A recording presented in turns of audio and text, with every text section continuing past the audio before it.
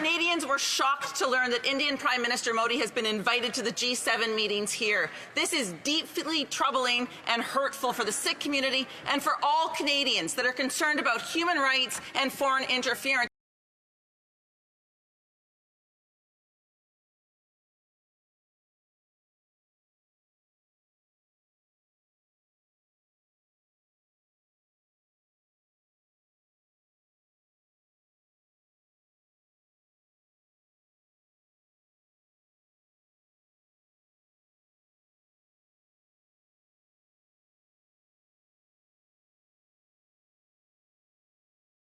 Honourable Member for Edmonton Strathcona. Mr. Speaker, Canadians were shocked to learn that Indian Prime Minister Modi has been invited to the G7 meetings here. This is deeply troubling and hurtful for the Sikh community and for all Canadians that are concerned about human rights and foreign interference. And now we find out that the Saudi leader has also been invited.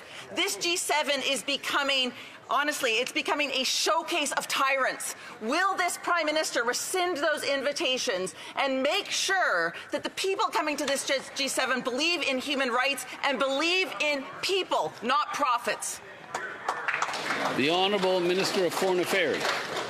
Mr. Speaker, the Prime Minister and I have spoken with our Indian counterparts, and there has been an agreement for continued law enforcement dialogue. I will say, Mr. Speaker, that the G7 is a critical forum for global leaders to have productive and frank discussions.